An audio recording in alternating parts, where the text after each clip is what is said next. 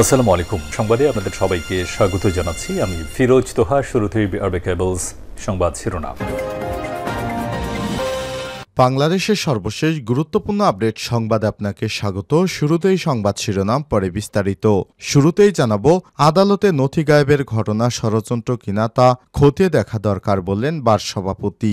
চট্টগ্রাম আদালতে নথি হারানোর ঘটনায় গভীর উদ্বেগ প্রকাশ করেছেন সুপ্রিম কোর্ট বার সভাপতি ব্যারিস্টার মাহবুব উদ্দিন খোকন। সেই সঙ্গে এই ঘটনা কোনো ষড়যন্ত্র কিনা তা খতিয়ে দেখা উচিত বলে মনে করেন তিনি। আজ ৬ জানুয়ারি দুপুরে হাইকোর্ট প্রাঙ্গণে সাংবাদিকদের সঙ্গে আলাপকালে সব কথা জানান তিনি।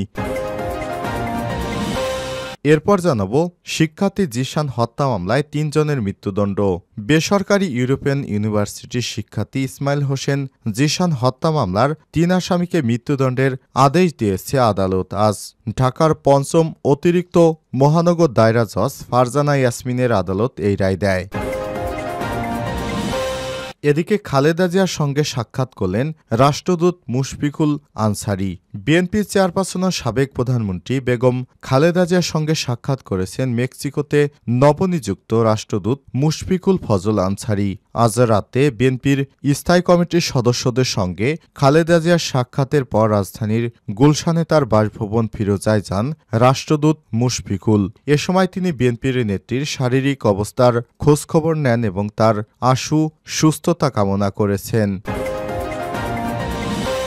এবারে জানাবো, ১৫ আগস্ট মুক্তিযুদ্ধের ইতিহাস বর্ণনা করে আরও যা বললেন, মুজিব ছিল ভারতীয় নকশা বাস্তবায়নের মূল খেলোয়াড়। মেজর ডালিম বীরুত্তম।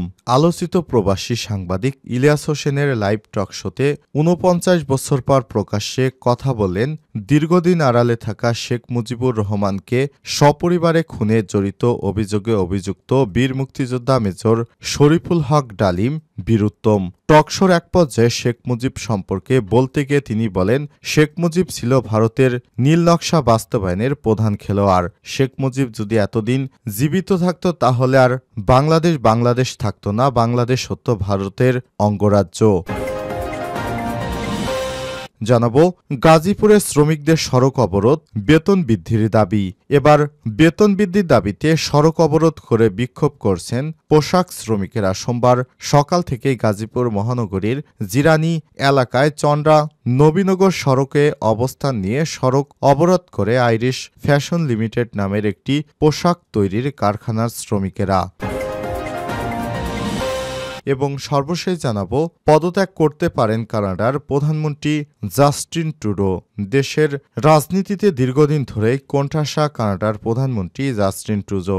বিরোধীদের পাশাপাশি দলের মধ্য থেকে উঠেছে তার পদত্যাগের দাবি। পদত্যাগ করতে পারেন কানাডার এই প্রধানমন্ত্রী। ট্রুডোর চিন্তাধারার সাথে পরিচিত একটি সূত্র বার্তা সংস্থা রয়টার্সকে সব তথ্য জানিয়েছেন।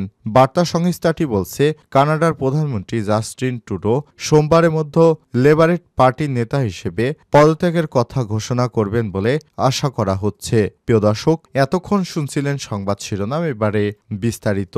তবে তার আগে বন্ধুরা, অনুরোধ থাকবে এই সংবাদটিতে একটি লাইক দিন। এই চ্যানেলে আপনি নতুন হয়ে থাকলে আমাদের সংবাদটি দেখতে দেখতে চ্যানেলটি সাবস্ক্রাইব করে রাখুন। কমেন্ট করে বন্ধুরা আপনার মূল্যবান মতামত জানিয়ে দিন আপনি বিশ্বের কোন দেশ থেকে বা বাংলাদেশের কোন স্থান থেকে আমাদের সংবাদটি দেখছেন এবং শুনছেন।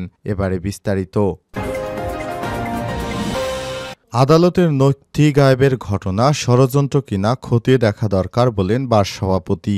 চট্টগ্রাম আদালতে নথি হারানোর ঘটনায় গভীর উদ্বেগ প্রকাশ করেছেন সুপ্রিম কোর্ট বার সভাপতি ব্যারিস্টার মাহবুব উদ্দিন খোকন। সেই সঙ্গে এই ঘটনার কোনো ষড়যন্ত্র আছে কিনা তা খতিয়ে দেখা উচিত বলে মনে করেন তিনি। সোমবার ৬ জানুয়ারি দুপুরে হাইকোর্ট প্রাঙ্গণে সাংবাদিকদের সঙ্গে আলাপকালে সব কথা জানান তিনি।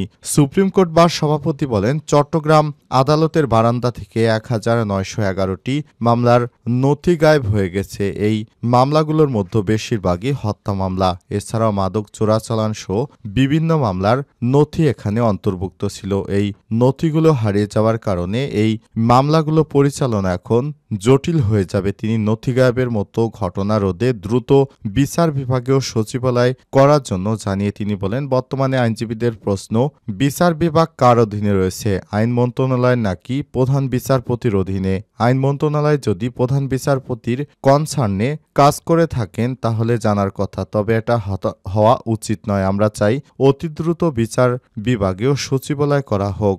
দ্রুত বিচার বিভাগীয় সচিবালয় করলে নথি গায়েব হবে না। শিক্ষার্থী জিসান হত্যা মামলায় ৩ জনের মৃত্যুদণ্ড। বেসরকারি ইউরোপিয়ান ইউনিভার্সিটির শিক্ষার্থী ইসমাইল হোসেন জিসান হত্যা মামলার ৩ আসামিকে মৃত্যুদণ্ড দাখিল করেছে আদালত। মৃত্যুদণ্ডে দণ্ডিত আসামিরা হলেন গোপালগঞ্জের কাশিয়ানী উপজেলা রাজপাট এলাকার মৃত রফিকুল ইসলামের ছেলে হাসিবুল হোসেন ওরফে হাসিব, গোপালগঞ্জ সদর উপজেলার চর গোবরা এলাকার ওবায়দুল্লাহ মোল্লার ছেলে শ্রাবণ ওরফে শাওন এবং বাগেরহাটের মোড়লগঞ্জের পঞ্চকরণ এলাকার জাকির হোসেন ওরফে খোকনের ছেলে আবদুল্লাহ আল নোমান। এর মধ্যে শাওন পলাতক থাকায় আদালত তার বিরুদ্ধে সাজা পরোয়ানাসহ গ্রেপ্তারি পরোয়ানা জারি করেছে। এছাড়াও রোববার অপর ২ আসামিকে কারাগার থেকে আদালতে হাজির করা হয়। পরে রায় ঘোষণা শেষে সাজা পরোয়ানা দিয়ে তাদের আবারও কারাগারে পাঠানো হয়। তবে সজনী আক্তার নামে এক নারীর বিরুদ্ধে অভিযোগ প্রমাণিত না হয় আদালত তাকে খালাস দিয়েছে। সংশ্লিষ্ট আদালতের additional public prosecutor Shariful Islam Liton এসব তথ্য নিশ্চিত করেছেন। রাজধানীর শেরেবাংলানগর থানায় করা মামলার সূত্র থেকে জানা গেছে, ইউরোপীয় ইউনিয়ন ইউনিভার্সিটি বাংলাদেশের সিভিল ইঞ্জিনিয়ারিংয়ের শিক্ষার্থী ইসমাইল হোসেন জিসান পড়াশোনার পাশাপাশি রাইড শেয়ারিং পাঠাওয়ে কাজ করত। 2019 সালের 12 মে বিকাল 4:30টার দিকে শেরেবাংলানগর থানাধীন শ্যামলী এলাকা থেকে তিনি নিখোঁজ হন। এই ঘটনায় তার বাবা সাব্বির হোসেন শহীদ বাদী হয়ে গাজীপুরের গাছা থানায় একটি সাধারণ ডায়েরি অর্থাৎ জিডি করেন। এবার খালেদা জিয়ার সঙ্গে দেখা করলেন রাষ্ট্রদূত মুশফিকুল ফজল আনসারী। বিএনপি চেয়ারপারসন সাবেক প্রধানমন্ত্রী বেগম খালেদা জিয়ার সঙ্গে সাক্ষাৎ করেছেন মেক্সিকোতে নবনিযুক্ত রাষ্ট্রদূত মুশফিকুল ফজল আনসারী। রোববার 5 জানুয়ারি রাতে বিএনপির স্থায়ী কমিটির সদস্যর সঙ্গে খালেদা জিয়ার সাক্ষাতের পর রাজধানীর গুলশানে তার বাসভবন ফিরোজায় যান রাষ্ট্রদূত মুশফিকুল ফজল আনসারী। এ সময় তিনি বিএনপির নেত্রীর শারীরিক অবস্থার খোঁজখবর নেন এবং তার আশু সুস্থতা কামনা করেন। এছাড়াও বিএনপির ভাইস চেয়ারম্যান আবদুল্লাহ আল নোমান, চেয়ারপারসনের উপদেষ্টা পরিষদের সদস্য আমানুল্লাহ আমান, মিডিয়া সেলের সদস্য সাইরুল কবির খান বিএনপির চেয়ারপারসনের সঙ্গে দেখা করেছেন। প্রসঙ্গত, উন্নত চিকিৎসার জন্য মঙ্গলবার 7 জানুয়ারি লন্ডনের উদ্দেশ্যে দেশত্যাগ করেন বিএনপির চেয়ারপারসন বেগম খালেদা জিয়া। 15 আগস্ট ও মুক্তিযুদ্ধের ইতিহাস বর্ণনা করে যা বললেন মেজর ডালিম। শেখ মুজিব ছিল ভারতীয় নীলনকশা বাস্তবায়নের মূল খেলোয়াড়। আলোচিত প্রবাসী সাংবাদিক ইলিয়াস হোসেন লাইভ টক শোতে 49 বছর পর প্রকাশ্যে কথা বললেন। দীর্ঘদিন আড়ালে থাকা শেখ মুজিবুর রহমানকে সপরিবারে খুনে জড়িত অভিযোগে অভিযুক্ত বীর মুক্তিযোদ্ধা মেজর শরীফুল হক ডালিম বীর উত্তম টকশোর এক পর্যায়ে শেখ মুজিব সম্পর্কে বলতে গিয়ে তিনি বলেছেন, মুজিব ছিল ভারতীয় নীলনকশা বাস্তবায়নের মূল খেলোয়াড়। রোববার 5 জানুয়ারি রাত 9টার দিকে সাংবাদিক ইলিয়াস হোসেনের নিজের ইউটিউব চ্যানেলে প্রচারিত টকশোটি ইতিমধ্যেই ভাইরাল হয়েছে। বাংলাদেশের লাইভ টকশোর ইতিহাসে সকল রেকর্ড ভেঙে একসাথে প্রায় 8 লাখ দর্শক টকশোটি ইতিমধ্যেই দেখে ফেলেছেন। টকশোতে বাংলাদেশের মহান মুক্তিযুদ্ধের ইতিহাস ও 75 এর 15 আগস্ট নেপথ্যে ঘটনা প্রবাহ বর্ণনা করে বিদেশে নির্বাসিত আলোচিত এই সাবেক সামরিক কর্মকর্তা তিনি তার জীবন ও সাম্প্রতিক সময়ে ঘটে যাওয়া নানা ইস্যুতে কথা বলেছেন। টকশো শুরুতে মেজর ডালিম বীর উত্তম বলেছেন, দেশবাসীকে বিশেষ করে নতুন প্রজন্মের ছাত্র জনতাকে যারা আংশিক বিজয় অর্জন করেছেন তাদের লাল শুভেচ্ছা জানাই। বিপ্লব একটি সমাজ যে কোনো রাষ্ট্রে একটি চলমান প্রক্রিয়া। এই অর্থে তাদের বিজয় এখনও পুরোপুরি অর্জিত হয়নি, তার জন্য আরও সময় প্রয়োজন। 24-এর অভ্যুত্থান অভ্যুত্থানের নেপথ্যে নায়ক ছাত্র জনতাকে পরামর্শ দিয়ে তিনি বলেছেন, সম্প্রসারণবাদী হিন্দুত্ববাদী ভারত যার কবজায় আমরা প্রায় চলে গিয়েছিলাম, সেই অবস্থা থেকে ৭১-এর মতো আরেকটা স্বাধীনতা অর্জন করতে হবে, তা না হলে বিপ্লব ব্যর্থতায় পর্যবেসিত হবে।